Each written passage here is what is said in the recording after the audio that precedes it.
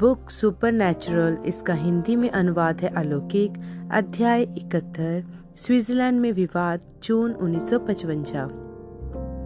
France के ऊपर से हवाई जहाज की उड़ान भरते हुए विलियम ब्रनम उन खेतों और मैदानों को नीचे देख रहे थे जिन जिन पर हरे रंग के विभिन्न प्रकारों के पैबंदों से बनी ओढ़नी ढकी हुई थी। नदियां पहाड़ों के बीच से होकर घुमावदार रास्तों से होकर गुजर रही थी। भूदृश्य पर सड़कें आड़ी तिरछी एक दूसरे को काटती हुई दिख रही थी, कभी किसी छोटे गांवों में एक दूसरे को आर पार काटती हुई और फिर कभी शहरी सड़कों की भूल भुलैया में जाकर खो जाती। रुई की गेंदों सरीखे बादलों की परछाइयां मिलकर जमीन पर पोलका बिंदुओं का नमूना बना रही थी। पहाड़ियां धीरे धीरे बड़ी होकर पर्वतों में तब्दील होती दिखाई दे रही थी। कुछ समय बाद उन्हें यूरिक झील दिखाई दी, जो ऐसी मालूम पड़ती थी कि मानो हरापन लिए हुए नीला सर्प एक लंबी घुमावदार घाटी में अल्पाइन की चोटियों के बीच आराम कर रहा हो। एक नगर झील के उत्तरी पश्चिम किनारे पर सघनता से बसा हुआ था।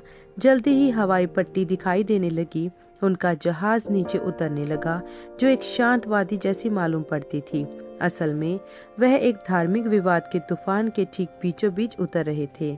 बिल ज्यूरिख स्विट्जरलैंड में शनिवार 18 जून 1955 में उतरे।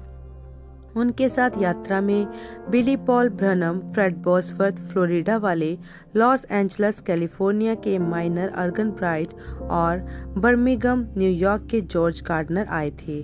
अर्गन ब्राइट और गार्डनर ने इन सभाओं का आयोजन full gospel businessman fellowship international के सहयोग के द्वारा किया था।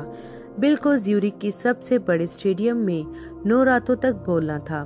डॉक्टर एडोल्फ गुगेनबुल, जो कि स्विट्जरलैंड में एक वकील, होटल के मालिक और FGBMFI के अगुवे थे, स्विट्जरलैंड में सारे प्रबंधन और इंतजामों को देख रहे थे और अमेरिकी प्रचारकों के दल के अनुवादक स्वरूप भी सेवकाई कर रहे थे। विवाद असल में उस सप्ताह की शुरुआत में जाने माने अमेरिकी प्रचारक बिली ग्राहम के आने के साथ साथ शुरू हुआ था, जो कि ज्यूरिख में अपनी अंतिम सभा में उसी दिन प्रचार कर रहे थे जिस दिन बिल वहां पहुंचे थे। बिल जाकर उस रात को बिली ग्राहम को बोलते हुए सुनना चाहते थे, लेकिन लंबी उड़ान के कारण थकान वश वह दोपहर के समय अपने होटल के कमरे में लेटे और उन्हें झपकी लग गई और जब जागे तब तक ग्राहम सभा में पहुंचने के लिए बहुत देरी हो चुकी थी। सौभाग्यवश वे अपने कमरे में रेडियो पर उसे सुनने में सफल हो गए थे। जब बिली ग्राहम ने प्रचार किया कि यीशु मसीह ही स्वयं खुदा थे जो इंसानी देह में आकर प्रकट हुए थे, बिल चिल्लाए आमीन उतने ही जोर से जितना कि वे चिल्ला सकते थे, क्योंकि उनका भी यही संदेश था। उस रात को उन्होंने एक सामर्थी दर्शन देखा। ऐसा मालूम पड़ता था कि वे ऊपर हवा में खड़े हुए हैं, पृथ्वी के एक बहुत विशाल गोलाकार प्रतिरूप या भूमंडल को ऊपर से देख रहे हैं। उनके नीचे यूरोप और अफ्रीका के महाद्वीप स्थित हैं, अपने सारे पहाड़ों और पर्वतों के साथ, जो प्रतिरूप के नाप के अनुसार ही अपनी ठीक ऊंचाई तक ऊपर उठे हुए हैं। अल्पस पर्वत श्रृंखला की सबसे ऊंची चोटी पर जर्मनी और स्विट्जरलैंड के बीच की सीमा के करीब एक जर्मनी में पाया जाने वाला उकाब बैठा हुआ था। वह पक्षी एक आदमी को देख रहा था जो घोड़े की सवारी करता चला जा रहा था। वह आदमी एक अंग्रेज राजघराने का व्यक्ति मालूम पड़ता था, जो घुड़सवारी वाले पारंपरिक अंग्रेज परिधान में था। लाल कोट, लाल टोपी, सफेद पैंट और काले चमड़े वाले बूट। बड़ी तीक्ष्ण नजरों से यह उकाब उस आदमी को यूरोप से होकर सवारी करते हुए अफ्रीका की ओर बढ़ते जाते हुए देख रहा था, जो सीधा केप ऑफ गुड होप की ओर चला जा रहा था। बिल ने प्रभु के दूत को यह कहते हुए सुना, सबने पाप किया है और खुदा की महिमा से विहीन हो गए हैं। रोमियो 3:23। जब यह दर्शन उनसे हट कर गया, उन्हें बहुत ही कमजोरी और सुन्नपन का एहसास हुआ कि वे कांप रहे थे। रविवार की सुबह वे चर्च की घंटियों की टन टन के द्वारा जागे, जो पूरी वादी में गूंज रही थी। ज्यूरिक में एक साथ इतनी सारी घंटियां बज रही थी। बिल ने मजाक में कहा, जैसा कि 1000 सालाना राज्य शुरू हो गया हो। सुबह के नाश्ते के दौरान डॉक्टर गुगेन बुल ने उन्हें बिली ग्राम के धर्म युद्ध के विषय में, जो स्विट्जरलैंड में बस समाप्त ही हो रहा था, एक तीक्ष्ण आलोचना से भरा अखबार का लेख दिखाया। इस लेख में रेवरेंड ग्राहम के विषय में एक भी अच्छी बात नहीं कही गई थी। उनका सूट जरूरत से ज्यादा महंगा था, उनके इत्र की महक बहुत तीव्र थी, उनके बाल कुछ ज्यादा ही लहरदार थे, जैसे कि उन्होंने किसी ब्यूटी सैलून में उन्हें बनवाने में घंटों बिताए हों। रिपोर्टर को उनके प्रचार करने का स्टाइल भी पसंद नहीं आया था। वह उसमें कह रहा था कि श्रीमान ग्राहम जंगली तौर पर अपनी बाहों को फैला फैला कर हिला रहे थे और किसी बेचने वाले की तरह चिल्ला रहे थे जो साबुन बेचने निकला हो। बिल समाचार तंत्र की ओर से होने वाले हमलों के लिए कोई अजनबी नहीं थे, लेकिन इससे पहले कभी उन्होंने किसी को इतनी पूरी तरह और ऐसा तुच्छ रीति से दिए विवरणों के साथ आलोचना या बदसरना किए हुए नहीं देखा था। डॉक्टर गुगेन बुल ने समझाया कि यह असल में श्रीमान ग्राहम कैसे दिखाते हैं और उनके तौर तरीकों के विषय में नहीं है। बिली ग्राहम प्रचार कर रहे थे यीशु मसीह के सर्वोच्च खुदा होने का, जो स्विस रिफॉर्मर चर्च की शिक्षा के विपरीत है, जो कि स्विट्जरलैंड की सबसे पुरानी और सबसे बड़ी डिनोमिनेशन है। रिफॉर्मर चर्च हुड्रिक ज्विंगली की शिक्षाओं का अनुसरण करते हैं, जो कि प्रोटेस्टेंट रिफॉर्मेशन की रिवाज शाखा के सबसे प्रभावशाली सुधारक थे। ज्विंगली मसीह के कुंवारी से जन्म को नहीं मानते थे। उसके बजाय वह ये शिक्षा देते थे कि यीशु यूसुफ के प्राकृतिक रूप से पैदा बेटे थे और उन्हें खुदा का पुत्र सिर्फ बोला जाता है। बिल ने सोचा, यदि वह बिली ग्राहम जैसे मंजे हुए व्यक्ति की आलोचना करते हैं तो वह मेरे विषय में क्या कहेंगे। सोमवार की रात को अपनी सभा श्रृंखला की पहली रात को बिल ने अपने सुनने वालों से उनका विश्वास उठाने का प्रयास करते हुए और उन्हें प्रार्थना सेवा के लिए तैयार करते हुए आधे घंटे तक ही बात की। मैं कोई चंगा करता होने का दावा नहीं करता हूँ। यीशु मसीह ही मात्र चंगाई देने वाले हैं। मैं डॉक्टरों, अस्पतालों या दवाओं की बुराई नहीं करता हूँ। यह तो हमारे लिए खुदा के दिए वरदान है। न ही मैं डॉक्टर की जगह लेने का दावा करता हूँ, लेकिन कई चीजें हैं जो डॉक्टर नहीं कर सकते हैं। चूंकि यह सत्य है, हमारे पास यीशु मसीह से सहायता मांगने का अधिकार है। मेरा विश्वास है कि वे वैसा करेंगे। लगभग 10 सालों से अब तक मैं उन्हें अपनी सेवकाई में दसियों हजारों लोगों को चंगा करते हुए देखता आ रहा हूँ। अंधे, अपाहिज, विकृत, लंगड़े और लकवाग्रस्त। मैंने उन्हें 3 लोगों को मृतकों में से जिला उठाते हुए देखा है, जिनमें से 2 संयुक्त राज्य में और एक फिनलैंड में है। वह आज भी वही प्रभु यीशु हैं जो वह तब थे जब वह स्वयं इस पृथ्वी पर चला फिरा करते थे। इस पृथ्वी के सेवकाई के दौरान यीशु ने भी 3 लोगों को मृतकों में से जिला उठाया था। याईर की बेटी, नाइन नगर की विधवा का बेटा और लाजरस। लूका 8 की 40 से 56, 7 11 से 18, यूहन्ना 11 1 से 44 सिलसिलेवार। और वह औरों को भी जिला उठाते यदि पिता ने उन्हें यह दिखाए होते। याद है जब यीशु बैतसदा के कुंड पर थे, वह एक आदमी के पास जा रुके थे जो चट्टाई पर लेटा हुआ था। वह आदमी 38 साल से बीमार था, सो वह बीमारी उसे मार डालने नहीं जा रही थी। वह जगह ऐसे लोगों की भीड़ से भरी पड़ी थी जिनकी हालत उस आदमी से कहीं ज्यादा खराब थी। यीशु ने केवल उस आदमी को चंगा किया था। क्यों? उन्होंने उसे इसलिए चंगा किया था क्योंकि उस आदमी को दर्शन में देखा था। जब फरीसियों ने यीशु से इस विषय में सवाल किया तो उन्होंने कहा, मैं तुमसे सच सच कहता हूँ कि पुत्र अपने आप कुछ भी नहीं कर सकता है, लेकिन जो पिता को करते देखता है वह भी वही करता है। यूहन्ना 5 1 से 19। अब आइए बड़े भय सहित आदर की अवस्था में आ जाएं और प्रभु यीशु की ओर एक सही रवैया अख्तियार करें। किसी भी दिव्य वरदान के प्रति आपका रवैया ही यह निश्चित करता है कि आप उससे क्या परिणाम प्राप्त करते हैं। उस बीमार औरत ने, जिसने यीशु के वस्त्र के किनारे को ही छुआ था, उसकी सामर्थ्य को महसूस किया था, लेकिन वह सिपाही जिन्होंने उसकी आंख पर पट्टी बांधी और उसे पीट पीट कर पूछ रहे थे, यदि तू नबी है तो हमें बता कि तुझे किसने मारा। उस सिपाही को कुछ महसूस नहीं हुआ था, लूका 22:63 से 65। यह सब इस बात पर आधारित है कि आप उसके प्रति क्या रवैया रखते हैं जब उसके पास आते हैं। बिल नए नियम के उदाहरणों के द्वारा अपनी असामान्य सेवकाई को समझाने की चेष्टा में इसी लीक पर आगे बढ़ते गए। जब उन्होंने प्रार्थना पंक्ति बुलाई तो जो पहला व्यक्ति आगे आया वह थी एक युवा स्त्री। बिल ने कहा, हर एक कोई इस बात को जानता और समझता है कि ये आश्चर्यकर्म किसी मनुष्य के द्वारा नहीं किए जा सकते हैं। मुझे निश्चय है कि आप मसीही लोग मेरे स्थान को यहाँ पर सराह पा रहे होंगे। मैं यहाँ पर आपके प्रभु और उद्धारकर्ता यीशु मसीह का प्रतिनिधित्व कर रहा हूँ। अब यहाँ पर एक युवा स्त्री खड़ी है। मैंने इसे अपने जीवन में पहले कभी नहीं देखा है। हम हजारों मीलों दूर रहते हैं, लेकिन खुदा इसके बारे में सब कुछ जानते हैं। यह बिल्कुल उसी समय के समान है जब यीशु सामरिया में एक कुएं के पास जाकर रुके थे और उस स्त्री से पर्याप्त समय तक बात करते रहे थे, जब तक कि उसकी आत्मा के ही संपर्क में ना आ जाएं। उन्होंने उसकी समस्या का दर्शन देखा और कहा, तेरे 5 पति हैं और जिस पुरुष के साथ तू रह रही है वह उनमें से एक नहीं है। उसने कहा, श्रीमान, मुझे लगता है कि आप एक नबी हैं। जब मसीह आएगा वह भी हमें इसी प्रकार की बातें बताएगा। यीशु ने कहा, मैं वही हूँ। यूहन्ना 4:1-26। आप देखें, उन गुप्त चीजों को प्रकट कर देना ही मसीह का चिन्ह था। वह आज भी वैसा ही है। बिल ने उस युवा स्त्री से थोड़ी सी बातचीत की। उसके बाद उन्हें वह एक दर्शन में सिकुड़ कर जाती दिखाई दी और उसका भेद खुल गया। उन्होंने कहा, यह स्त्री एक मसीही है। इसे गले की समस्या है, टॉन्सिलाइटिस। मैं सुन पा रहा हूँ एक डॉक्टर उन्हें यह बता रहा है कि इनके टॉन्सिलों को निकालना पड़ेगा। इनके पेट के भीतरी भागों से लहू भी आ रहा है। आप अंग्रेजी बोलती हैं। आप स्विट्जरलैंड से नहीं हैं, आप जर्मनी से हैं। आप यहाँ पर ट्रेन से आई हैं और आपको आज ही रात को वापस निकलना भी है।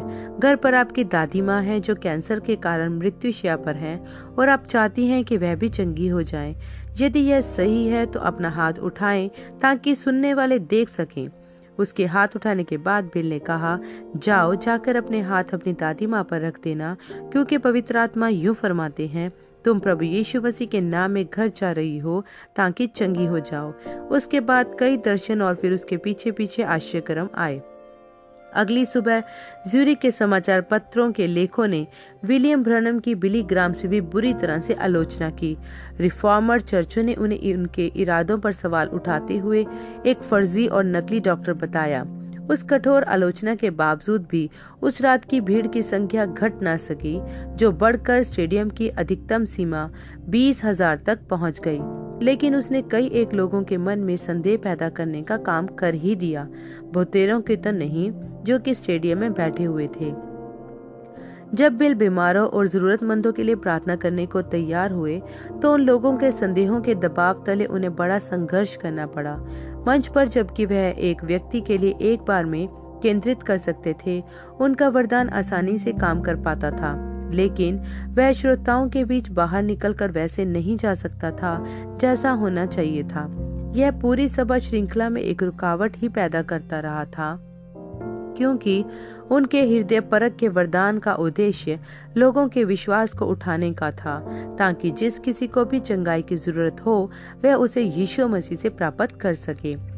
उस रात को जब प्रार्थना पंक्ति का पहला व्यक्ति उनके सामने आकर खड़ा हुआ, बिल ने कहा, यह आदमी मुझसे दूर होता चला जा रहा है, जिसका मतलब होता है कि उन्हें वह आदमी सिकुड़कर एक दर्शन में बदलता दिखाई दे रहा था। इसे कैंसर है जो उसके कमर की ओर से शुरू हुआ था और अब लिवर तक में पहुंच गया है।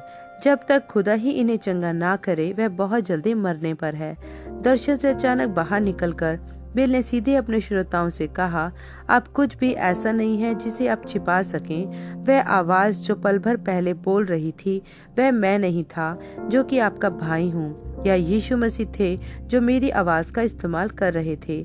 आगे क्या होगा यह निर्भर करेगा कि इस आदमी का रवैया क्या रहता है, यह इसके बारे में क्या सोचता है।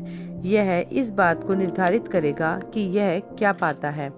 जाहिर सी बात थी कि वह आदमी यह विश्वास कर रहा था कि यीशु मसीह वहां पर है और चंगा करने में सक्षम है, क्योंकि बिल के द्वारा उसके लिए प्रार्थना किए जाने के बाद उसने कहा कि उसे कुछ फर्क महसूस हो रहा है। पंक्ति में तीसरा व्यक्ति एक स्त्री थी।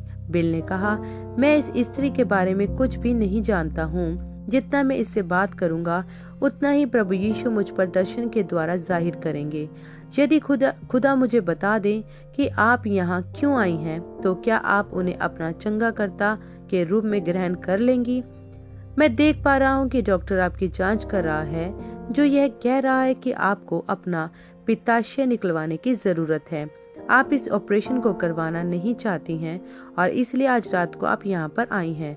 मैं देख पा रहा हूँ कि आप एक कमरे में इस मौके के लिए प्रार्थना कर रही हैं। यह सच बात है। आपके विश्वास ने आपको बचा लिया है। यीशु मसीह के नाम में चंगी हो जाओ।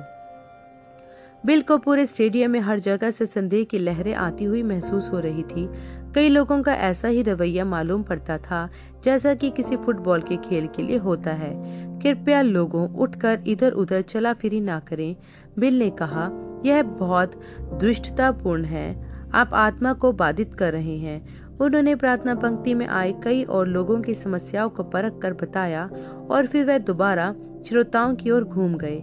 सीटों के एक खास हिस्से की ओर इशारा करते हुए उन्होंने कहा, आप लोगों का क्या हाल है जो वहां पर बैठे हैं? क्या आप अपने संपूर्ण हृदय से विश्वास करते हैं? यह आपके लिए रहस्यमय है, क्योंकि आपको अलौकिक के विषय में कभी सिखाया ही नहीं गया है। वही ज्योतिपुंज जो मुझे अभिषेकित कर रहा है, वह 3 बार तैरता हुआ सुनने वालों के उस हिस्से पर जा चुका है जब से मैं यहाँ पर खड़ा हूँ, और आप लोग उससे प्रभावित भी नहीं हो पा रहे हो। ठीक इस समय तो आप में से प्रत्येक को चंगा होकर अपने पैरों पर खड़ा होना चाहिए था। वह यहाँ पर है। आपको तो बस इसे ग्रहण ही करना है। धीरे धीरे सत्यात्मकता क्षीण होती चली गई और विश्वास उठ गया। सुनने वालों में सैकड़ों लोगों ने यीशु के नाम में अपनी चंगाई को दावा करके प्राप्त कर लिया। जब बिल ने एक वेदी पर पुकार दी, हजारों लोग खड़े हो गए और अपने अपने जीवनों को यीशु मसीह को समर्पित कर दिया। ब्रैनम सभाओं में आने वाले सभी लोग स्विट्जरलैंड के नहीं थे। सप्ताह भर मध्य यूरोप की लगभग सभी जगहों से विलियम ब्रैनम को प्रचार करते हुए सुनने के लिए हजारों लोग ज्यूरिक में उमड़ आए थे। माइनर अर्गन ब्राइट ने 180 बसें गिनी थी जो जर्मनी से आई थी और स्टेडियम की पार्किंग में खड़ी हुई थी। दिन के समय इतने सारे अजनबी शहर में आ जाते थे कि सार्वजनिक स्थान चहल पहल से भरा होता था। बिल अपना ज्यादातर खाली समय अपने होटल के कमरे में ही बिताते थे ताकि उनकी मौजूदगी के कारण कोई समस्या उत्पन्न ना हो जाए, सिवाय सप्ताह के अंत में एक सुबह के, जबकि प्रभु के दूत ने उनसे सीधे ही यह कहा था, बाहर जाओ और झील के किनारे पहुंचो।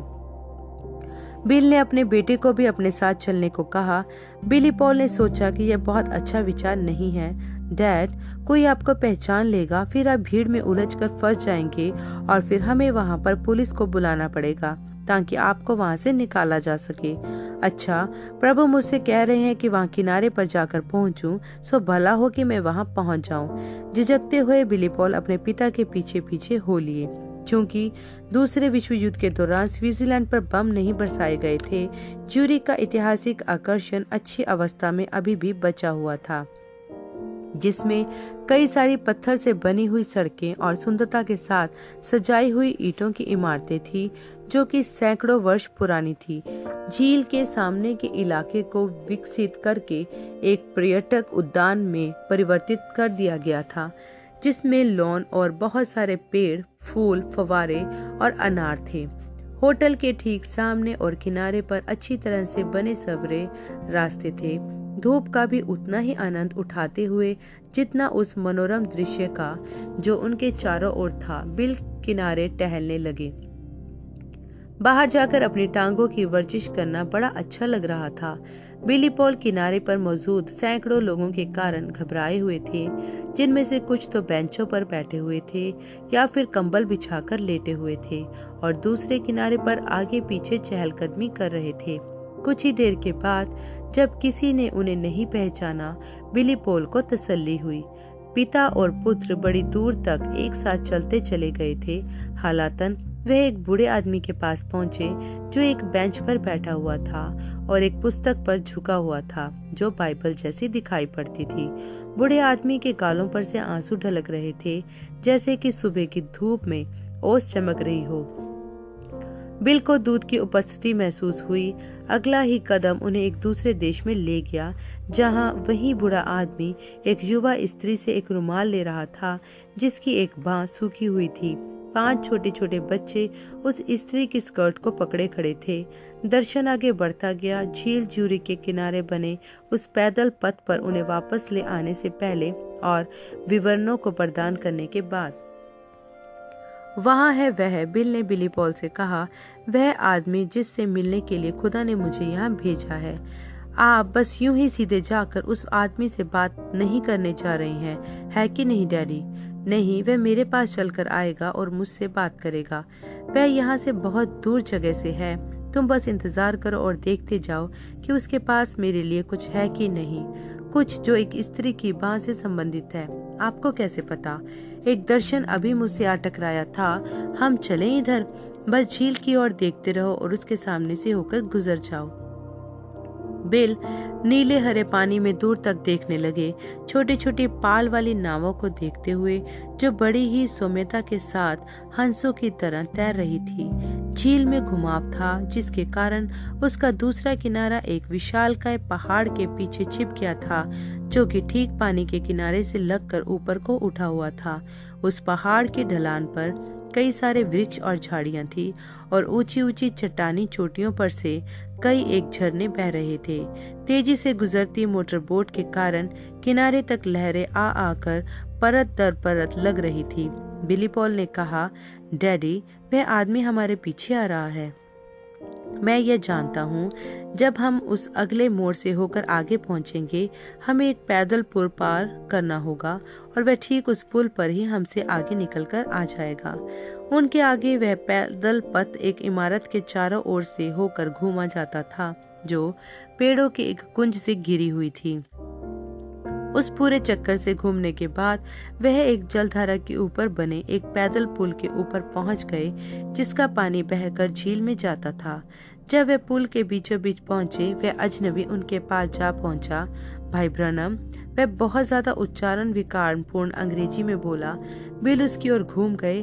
उस आदमी ने अपना नाम बताया और कहा कि वह रूस से आया है। चमत्कारिक रूप से कई सैकड़ों रूसियों को ज्यूरिक में चल रही बिल की सभाओं के लिए वीजा मिल गया था। अपनी झोली में से एक सफेद रुमाल निकालकर उस आदमी ने बिल के हाथ में दिया। उसने कहा कि वहाँ घर में एक माँ है जिसकी बाह में इतनी ज्यादा चोट लग गई है कि वह ठीक ही नहीं हो पा रही है। अब उसकी बांह सूख गई है और बेकार हो गई है, जिसके कारण उसे अपने छोटे छोटे 5 बच्चों की देखभाल करने में बहुत कठिनाई होती है। वह बूढ़ा आदमी चाहता था कि बिल उस रुमाल पर प्रार्थना करे और उसे फाड़ कर 6 पट्टियां बना दे। वह यह विश्वास करता था कि जब वह लौट कर रूस जाएगा, खुदा उन 6 अभिषिक्त पट्टियों के माध्यम से उस अपाहिज माँ को चंगा कर देंगे और उसके 5 बच्चों को आशीषित करेंगे। बिल ने उस रुमाल पर प्रार्थना की और फिर अपनी जेब में रखने वाली चाकू से उसे काटकर पट्टियां बना दी। जब उन्होंने उसे उस वृद्ध व्यक्ति को लौटाया, बिल ने पूछा, तुम्हें कैसे पता कि मैं स्विट्जरलैंड में आया हुआ हूँ? मैंने यह एक स्विस रेडियो स्टेशन पर सुना था जो रूस में प्रसारित हो रहा था। क्या तुमने मेरी सभाओं के बारे में पहले कभी सुना था?